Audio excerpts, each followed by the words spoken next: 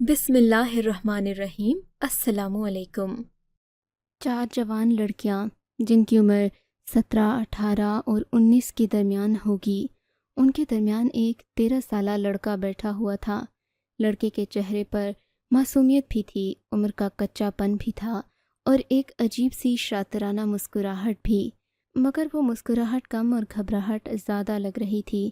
یہ دیکھ کر میں حیران ہو گیا تھا کہ یہ 13 سالہ لڑکا عورتوں کی سیل میں کیا کر رہا ہے۔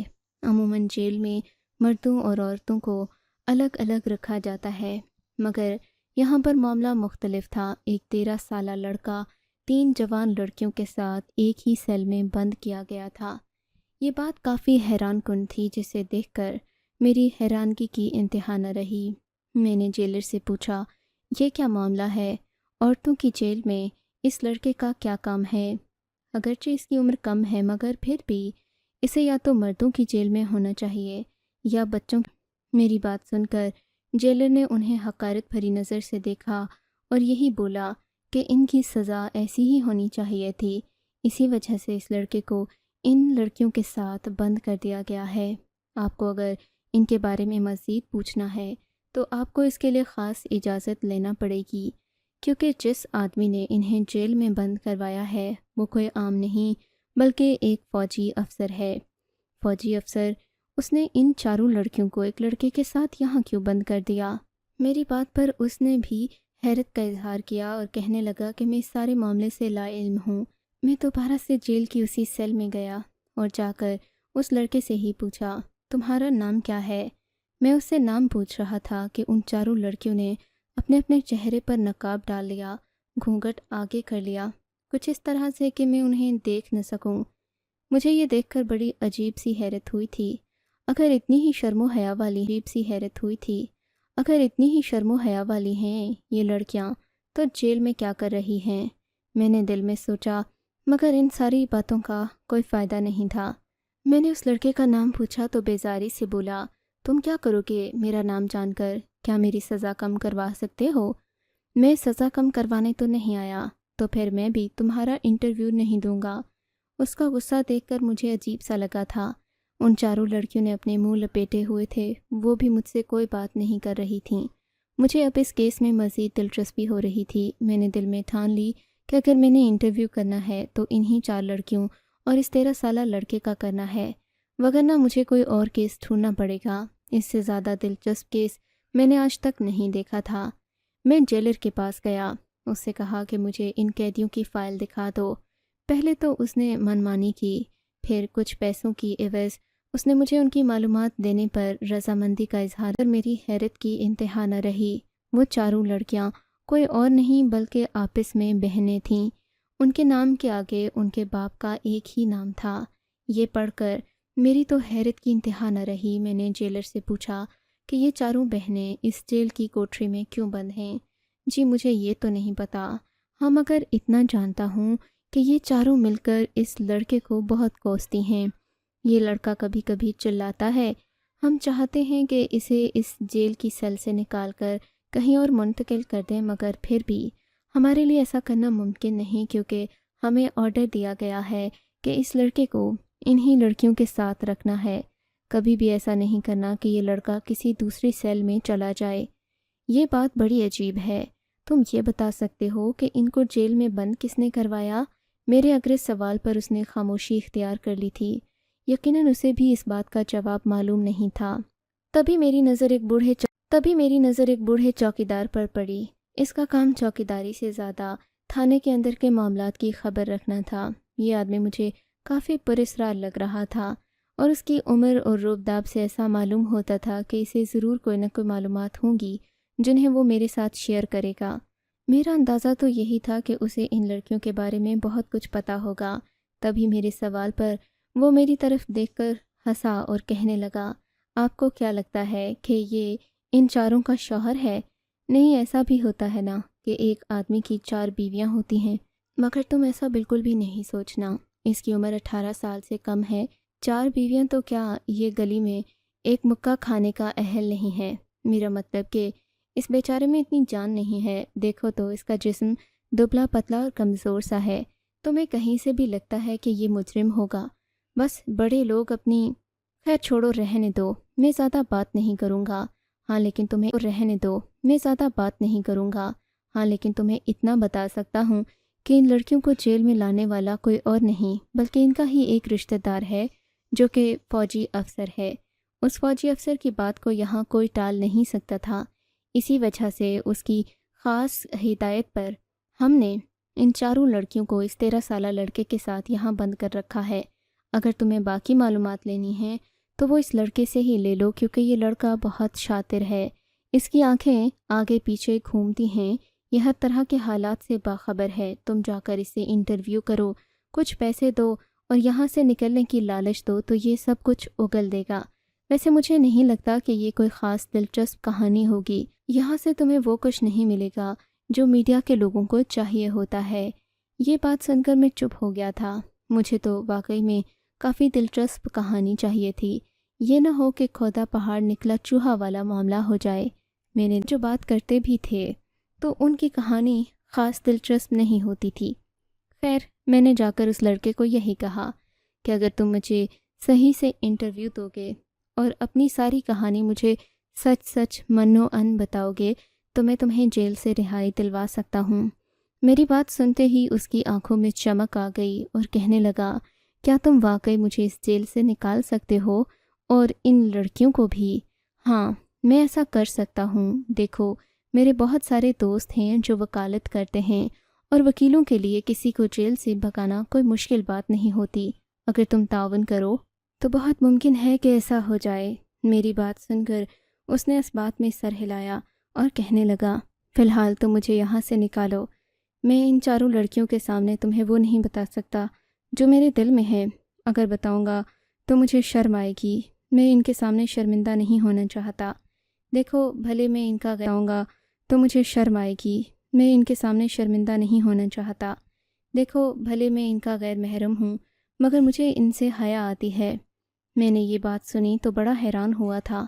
اس کے بعد سے ایسا ہی لگ رہا تھا وہ چاروں لڑکیاں اس 13 سالہ لڑکے کے اس انداز سے بالکل بھی پریشان نہیں ہوتی تھیں، بلکہ وہ بڑی بے تکلفانہ انداز میں یوں بیٹھتی تھیں جیسے ان کا اپنا سگا بھائی ہو، یا پھر یہ سگا بھائی تھا یا ان کے درمیان بے تکلفی تھی۔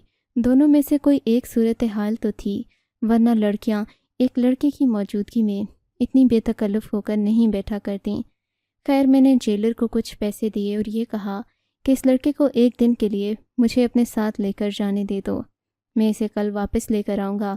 ضمانت کے طور پر اپنا شناختی کارڈ یہاں جمع کروا رہا ہوں۔ جیلر میری بات سے راضی ہو گیا۔ اسے ویسے بھی اس لڑکے سے کوئی خاص دلچسپی، ضد یا پھر حقارت والا لڑکا بہت خوش لگ رہا تھا۔ کہنے لگا کہ آج جیل کی فضا سے میری جان چھوٹی، بہت عرصے کے بعد ٹھنڈی ہوا کھانے میں باہر آیا ہوں۔ ایسا لگتا ہے کہ تم میرے لیے وسیلہ بن کر آئے ہو۔ تمہاری عمر کیا ہے؟ میں تقریباً 17 سال کا ہو گیا ہوں، لیکن جب میں یہاں پر نوکری کے لیے آیا تھا تو میں 10 سال کا تھا۔ اچھا، تم تو بہت ہی کم عمر لگتے ہو۔ ہاں، کم عمر اس لیے لگتا ہوں کہ کافی عرصے سے مجھے یہاں کچھ کھانے کو نہیں ملا۔ اگر میں کھاتا پیتا رہتا، اپنی ماں کے گھر جیسے کھایا کرتا تھا تو میں صحیح گبرو جوان ہوتا۔ اس نے اپنے کالر اکڑاتے ہوئے کہا تو مجھے ہنسی آ گئی۔ چلو ٹھیک ہے، اب مجھے بتاؤ تم کہاں جا کر یہ کہانی سننا پسند کرو گے؟ تم میرے ساتھ آؤ، میں تمہیں بتاتا ہوں کہ میں کہاں جاؤں گا۔ یہاں تو میری زبان نہیں کھلے گی۔ اتنا کہہ کر وہ مجھے ایک ویران راستے کی طرف لے گیا۔ پھر اس نے زمین سے مٹی کو کھودنا شروع کر دیا۔ میں حیران ہو گیا، یہ کیا کر رہے ہو؟ اگر تم میری کہانی سننا چاہتے ہو تو چپ چاپ کھڑے رہو، میں جو کر رہا ہوں مجھے کرنے دو۔ اتنا کہہ کر وہ دوبارہ سے مٹی کھودنا شروع ہو گیا۔ میں تو بس حونکوں کی طرح اسے دیکھتا ہی جا رہا تھا۔ کافی مٹی کھودنے کے بعد اس نے مٹی میں ہاتھ ڈالا اور پھر چھن چھن کی آواز آنے لگی۔ میں نے دیکھا چابیوں کا ایک بڑا گچھا تھا جو اس کے ہاتھ میں لہرا رہا تھا۔ یہ کیا ہے؟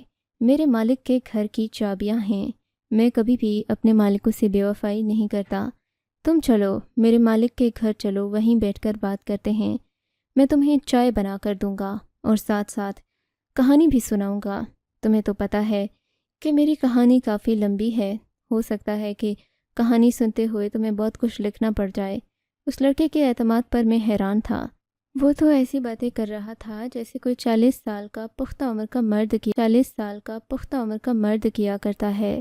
تم نے اپنے مالک کے گھر کی چابیاں یہاں کیوں چھپائی ہیں؟ میری بات پر اس نے ٹھنڈی آہ بھری اور بولا، مجھے نیلم نے کہا تھا کہ یہ چابیاں یہیں پر دبا دینا۔ اگر کبھی ہم جیل سے نکلے تو اپنے گھر آنے کے لیے ہمیں کسی سے چابیاں مانگنا نہیں پڑیں گی، ہم یہیں سے چابیاں نکال لیں گے۔ مجھے اس کی بات پر بہت سخت حیرت ہوئی تھی۔ عموماً جیل جانے سے پہلے لوگ ایسی باتیں نہیں سوچتے، مگر حیرت کی بات تو یہ تھی کہ یہ لوگ جیل میں مطمئن بیٹھے تھے، وہاں سے نکلنے کی انہیں کوئی چاہ نہیں تھی۔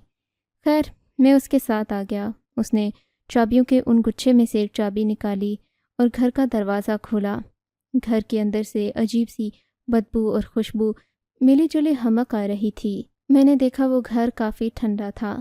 اس گھر میں 3 کمرے تھے۔ وہ لڑکا آہستگی سے چلتا ہوا ایک کمرے میں گیا اور کہنے لگا، یہ کمرہ نیلم کا تھا۔ نیلم کون؟ میں نے پوچھا۔ وہ چاروں اس جیل کی کال کوٹری میں پڑی ہیں۔ وہ رات مجھے آج بھی نہیں بھولتی۔ وہ جیسے لڑکھڑاتا ہوا آگے بڑھا اور ایک ٹوٹی پھوٹی کرسی پر بیٹھ گیا۔ میں بھی اس کے سامنے ہی بیٹھ کر اس کی باتیں سننے لگا۔ تب اس نے اپنی کہانی شروع کی۔ میری عمر 10 سال تھی جب میں گھر چھوڑ کر اپنے ماں باپ کے گھر سے بہت دور ایک ریلوے اسٹیشن پر آ کر بیٹھ گیا۔ میری تو معمولی سی لڑائی ہوئی تھی۔ میرا چچا مجھ پر ظلم کرتا تھا۔ ابا نوکری پر گھر سے بہت دور ہوتا تھا تو اماں کو چچا کی ہر بات ماننا پڑتی تھی۔ چچا تو مجھے اپنے ظلم کا خوب نشانہ بناتا اور پھر اماں سے یہی کہتا کہ میں غلط کاریوں میں پڑا ہوں وغیرہ وغیرہ۔ اماں بھی چچا کی بات پر اس لیے یقین کرتی کہ گھر میں اور کوئی مرد نہیں تھا، وہ اسی کی بات سنتی تھی، مگر چچا میرے ساتھ جان بوجھ کر ظلم کرتا تھا۔ ایک دن میں سب سے تنگ آ کر ریلوے اسٹیشن پر آ کر بیٹھا۔ پھر کب میں ٹرین میں سوار ہوا مجھے پتہ ہی نہیں چلا۔ آدھا راستہ گزر کے میں ٹرین میں سوار ہوا مجھے پتہ ہی نہیں چلا۔ آدھا راستہ گزر گیا جب ٹرین کے ٹکٹ کلیکٹر نے مجھ سے ٹکٹ مانگا۔ ٹکٹ تو میں اسے تب دکھاتا جب میں نے خریدا ہوتا۔ میں تو بس ویسے ہی بیٹھ گیا تھا، پتہ نہیں میری منزل کیا تھی اور میں کہاں جا رہا تھا۔ تبھی میں اپنے پاس بیٹھے ہوئے آدمی کے کندھے میں اپنا سر چھپانے لگا۔ اس آدمی کی عمر کوئی 50 سال سے زیادہ کی ہوگی۔ مجھے اپنے پہلو میں چھپتا دیکھ کر مجھ سے پوچھنے لگا، اوئے لڑکے، کہاں جا رہا ہے؟ مختصراً میں نے اس آدمی کو اپنی پوری کہانی سنا دی۔ میری کہانی سننے کے بعد وہ ذرا افسردہ ہو گئے اور کہنے لگے، تمہیں اس طرح اپنے گھر سے نہیں نکلنا چاہیے تھا۔ اچھا چلو، میں اس ٹکٹ کلیکٹر سے بات کرتا ہوں، میں تمہیں اپنے گھر کے پاس کا ٹکٹ کٹا دیتا ہوں۔ میں آپ کے گھر جا کر کیا کروں گا صاحب جی؟ تو پھر کہاں جاؤ گے؟ اس آدمی نے مجھ سے سوالیہ انداز میں پوچھا تو میں خاموش ہو گیا۔ ایسا کرو تم میرے گھر چلو، میرے گھر میں کام دوست اور چالاک ہو۔ اصل میں اپنے گھر میں کسی مرد کو نہیں لے کر جا سکتا کیونکہ میرے گھر میں 4 بیٹیاں ہیں۔ گاؤں کی کوئی عورت کسی کے گھر میں کام کرنا توہین سمجھتی ہیں، اسی وجہ سے میں کسی عورت کو بھی اپنی بیوی کے پاس نوکرانی کے طور پر نہیں رکھ سکتا۔ 4 بیٹیاں ہیں، اس وجہ سے گھر کا کام بہت زیادہ ہوتا ہے۔ میں نے 4 کو پڑھانے کا بیڑا بھی اٹھا رکھا ہے، بیٹیوں کو ان پڑھ نہیں دیکھنا چاہتا۔ اگر تم چاہو بیٹے تو میرے گھر چلو، میری بچیوں کے کپڑے وغیرہ دھونا ہوتے ہیں، گھر کے چھوٹے موٹے کام، جھاڑو پوچھا، سبزی کٹوانا، سودا سلف لانا وغیرہ وغیرہ۔ اگر تم یہ سارے کام کر سکتے ہو تو میں تمہیں اپنے گھر میں پناہ بھی دے سکتا ہوں۔ جو خود کھاؤں گا تمہیں کھلاؤں گا، جو خود پہنوں گا تمہیں پہناؤں گا۔ اس آدمی کی بات سن کر میرے دل پر بہت اثر ہوا۔ میں اپنے گھر میں صبح شام کام بھی کرتا تھا اور ذلیل بھی ہوتا تھا۔ میں نے سوچا کیوں نہ اس آدمی کی نوکری کر لی جائے۔ جب میں نوکری میں رہوں گا تو کم از کم 2-4 پیسے بھی جوڑ لوں گا، پھر کہیں اور چلا جاؤں گا۔ اس آدمی کی خدمت کروں گا تو یقیناً یہ میرے لیے کچھ نہ کچھ لازمی کرے گا جس سے کہ آگے کی زندگی میری سکون سے گزر جائے گی۔ ظاہر ہے جب میں جوان ہو جاتا اس نے مجھے ہمیشہ اپنے گھر تو نہیں رکھنا تھا، پھر اس کی بیٹیاں بھی بڑی ہو جاتیں۔ میں اپنے دل میں کئی خواب سوچنے لگا کہ جب اس آدمی کی بیٹیاں بیاہ کر اپنے اپنے گھروں کو چلی جائیں گی تو ہو سکتا ہے یہی مجھے اپنا بیٹا بنا لے۔ وہ آدمی اپنی مالی حالت سے کافی اچھا معلوم ہوتا تھا، اسی وجہ سے میں لالچ میں آ گیا کہ میں اسی کے گھر جا کر رہوں گا۔ چنانچہ وہ آدمی مجھے اپنے ساتھ گھر لے گیا۔ مغرب کا وقت تھا جب ہم لوگ گھر میں داخل ہوئے۔ جیسے ہی گھر میں داخل ہوئے تو 4 نوجوان اور کچھ جوان لڑکیاں اس آدمی کے ارد گرد آ کر کھڑی ہو گئیں، ابا ابا کرتیں۔ وہ اس کی جیبوں کی تلاشیاں لے رہی تھیں۔ میں ان چاروں کو دیکھ رہا تھا، چاروں کی چاروں نہایت حسین تھیں اور دیدے پھاڑے مجھے دیکھ رہی تھیں۔ ابا یہ کیا لے کر آئے ہو؟ اور دیدے پھاڑے مجھے دیکھ رہی تھیں۔ ابا یہ کیا لے کر آئے ہو؟ بیٹا نہیں ہوا تو کیا باہر سے لڑکا لا کر گھر میں رکھ دو گے؟ اس میں سے بڑی لڑکی نے اٹھلاتے ہوئے کہا تھا تو اس کا باپ بولا، میں یہ تم لوگوں کی مدد کے لیے لایا ہوں، تم لوگوں کو پڑھائی میں کوئی مسئلہ نہ ہو، اسی وجہ سے میں اپنی بیٹیوں کو پڑھا لکھا کر بہت عظمت تک لے کر جاؤں گا۔ میری سب بچیاں اپنے پیروں پر کھڑی ہوں گی۔ اس شخص کی باتوں میں اپنی بیٹیوں کے لیے بے پناہ محبت تھی۔ اس دن کے بعد سے میں وہاں پر کام کرنے لگا۔ بڑی لڑکی کی عمر تقریباً 16 سے 17 سال کے درمیان ہوگی۔ وہ ہر وقت میرے ساتھ باتیں کرتی رہتی، کہتی کہ ہمیں پڑھنے کا شوق نہیں ہے، ابا ہمیں زبردستی پڑھاتے ہیں۔ میں اس کی باتیں سن کر حیران ہوتا تھا۔ میری ماں نے مجھے لڑکا ہو کر بھی نہیں پڑھایا تھا۔ ان لڑکیوں کا باپ انہیں عورت ہونے کے باوجود بھی پڑھا رہا تھا، مگر یہ لڑکیاں پڑھنے کے قابل ہی نہیں تھیں۔ یہ ہر وقت کھیل کود میں مصروف پڑھتی رہتیں۔ ایک رات جب کہ میں اپنے کوارٹر میں سو رہا تھا، تبھی مجھے اپنے کمرے کے دروازے پر ہلکی ہلکی سی دستک محسوس ہوئی۔ میں اٹھا، آنکھیں ملتے ہوئے، میری آنکھوں پر نیند سوار تھی۔ جیسے ہی دروازہ کھولا تو سامنے کا منظر دیکھ کر حیران رہ گیا۔ نیلم میرے سامنے کھڑی تھی، رات کے اس پہر خود کو سجا سنوار کر۔ پتہ نہیں رات کے اس پہر وہ کہاں جا رہی تھی۔ میں اسے مشکوک نظر سے دیکھنے لگا، لیکن پھر اس کی بات چیت سے، چال ڈھال سے لگ رہا تھا وہ کہیں جا نہیں رہی بلکہ میرے کمرے میں آ رہی ہے۔ میں نے اس سے روک کر پوچھا بھی کہ نیلم، تم رات کے اس پہر میرے کمرے میں کیوں آ رہی ہو؟ کہنے لگی، بدھو، اس لیے کہ تم اس کمرے سے چلے جاؤ، مجھے تمہارے کمرے سے کوئی کام ہے۔ اتنا کہہ کر اس نے دروازہ جھٹ سے کھولا اور میرے کمرے میں داخل ہو گئی۔ مجبوراً مجھے وہاں سے نکلنا پڑا تھا۔ میں کہاں جاؤں؟ میں نے آہستگی سے پوچھا تو بولی۔ کہاں جاؤں؟ میں نے آہستگی سے پوچھا تو بولی، باہر لان کے بینچ پر میں نے بستر ڈال دیا ہے، تم وہاں جا کر سو جاؤ، فجر کے وقت میں تمہیں جگا دوں گی، پھر واپس اپنے کمرے میں چلے آنا۔ میں کون سا تمہارے کمرے سے ہیرے جواہرات چوری کروں گی؟ اس کی بات سن کر مجھے سخت حیرت ہوئی، لیکن میں اپنی آنکھیں ملتا ملتا لان میں جا کر بیٹھ گیا۔ میں نے دیکھا بینچ پر واقعی میں اس نے بستر کا بندوبست کر رکھا تھا۔ میں دبلا پتلا سا تھا، آرام سے اس بستر میں سما گیا۔ باہر سے آنے والی سردی اب مجھے محسوس نہیں ہو رہی تھی۔ کب میں نیند کی وادیوں میں دوبارہ کھو گیا مجھے پتہ نہیں چلا۔ صبح جب میری آنکھ کھلی تو فجر کا وقت نہیں تھا بلکہ صبح کے 8 بج گئے تھے۔ صاحب میرے سر پر کھڑے تھے۔ ارے تو یہاں کیوں سو رہا ہے؟ میں نے تجھے کتنی بار کہا ہے کہ اپنے کوارٹر میں رہا کر، اور یہ لڑکیوں والا گھر ہے بیٹا۔ مانا کہ تم ابھی چھوٹے ہو، لیکن تمہاری عادتیں اس طرح نہیں ہونی چاہیے کہ میری بیٹی کوئی تکلیف ہو۔ جاؤ اپنے کمرے میں جاؤ، اور ہاں، آئندہ مغرب کے بعد کبھی اپنے کمرے سے مت نکلنا۔ سارے کام مغرب سے پہلے نپٹا لیا کرو۔ میجر صاحب کی بات سن کر میں گھبرا سا گیا تھا۔ مجھے نیلم والی بات بھول ہی گئی تھی۔ میں خود کو قصوروار مانتا واپس اپنے کوارٹر میں آ گیا۔ صبح کا کام شروع ہونے میں 2 گھنٹے باقی تھے، مگر جیسے ہی میں کمرے میں آیا میں نے دیکھا میرے کمرے کا ایک عجیب منظر تھا۔ کمرے میں کھانے پینے کی چیزوں کے خالی شاپر پڑے ہوئے تھے۔ لگتا تھا میرے کمرے میں کوئی موج اڑا کر گیا ہے۔ مگر پھر میری نظر نیچے کانچ کی چوڑیوں پر پڑی تو میں حیران ہو گیا، کیا نیلم یہاں کھانے پینے آئی تھی یا کیا کرنے آئی تھی؟ اتنی زیادہ سجاوٹ میرے کمرے میں کرنے کی کیا ضرورت تھی؟ میں حیران ہو کر ادھر ادھر دیکھ ہی رہا تھا کہ مجھے دوسرے کمرے سے ایک لڑکی کے چیخنے چلانے کی آواز آئی۔ میں گھبرا گیا۔ میں باہر آیا تو دیکھا یہ آواز تو نیلم کے درد سے چلانے کی آواز سن کر جیسے ہی میں اس کے کمرے میں گیا تو میجر صاحب کی آواز آنا بند ہو گئی۔ وہ جو پہلے اپنی بیٹی پر گڑ گڑا رہے تھے اور ان کی بیٹی چلا رہی تھی، دونوں ہی یکدم خاموش ہو گئے۔ تم یہاں کیوں آئے؟ میں نے تمہیں بلایا تھا کیا؟ انہوں نے گرج کر مجھ سے پوچھا اور پھر خونخوار نظر سے دیکھا تو مجبوراً میں کمرے سے باہر آ گیا۔ میرے باہر آتے ہی چیخنا چلانا پھر شروع ہو گیا۔ ابا میرے بال چھوڑو، ابا مجھے درد ہو رہا ہے، ایسا نہ کرو۔ نیلم کی چلاتی ہوئی آواز سن کر مجھے ڈر لگ رہا تھا۔ یا اللہ، یہ کیا ہو رہا ہے؟ میں دل میں سوچنے لگا، کیا میں نے کوئی قصور کیا؟ نہیں، ایسا تو نہیں ہو سکتا۔ میں اپنے کوارٹر میں آ کر بیٹھ گیا تھا کیونکہ صاحب نے مجھے آج کا کوئی کام نہیں دیا تھا۔ پھر صاحب نے وردی پہنی اور گھر سے نکل گئے۔ میں نہیں جانتا کہ آج رات کو ایسا کیا ہوا تھا کہ صاحب کا غصہ آسمان کو چھو رہا تھا۔ تھوڑی دیر گزری تھی، شام کو ہونے میں کچھ وقت باقی تھا کہ سوجی ہوئی آنکھوں کے ساتھ نیلم میرے کمرے میں داخل ہوئی اور کہنے لگی، سنو شرجیل، مجھے تم سے ایک بات کرنی ہے۔ میں اٹھ کر اس کے احترام میں کھڑا ہو گیا اور پوچھا، کیا ہوا تھا؟ میری بات سن کر وہ یوں اپنے آپ کو پھیلا کر بیٹھ گئی جیسے میں اس کی برسوں پرانی سہیلی ہوں۔ بس کیا بتاؤں شرجیل میں تمہیں، میرے ابا اتنے سخت ہیں کہ وہ ہمیں جانوروں کی طرح سمجھتے ہیں۔ کہتے ہیں کہ پڑھو لکھو، اپنا نام بناؤ۔ ابا تو لالچی ہیں سدا کے، سوچتے ہیں کہ اپنی بیٹیوں کی کمائی کھاؤں گا، جب یہ بڑی ہو کر نوکری کریں گی، پیسہ کمائیں گی۔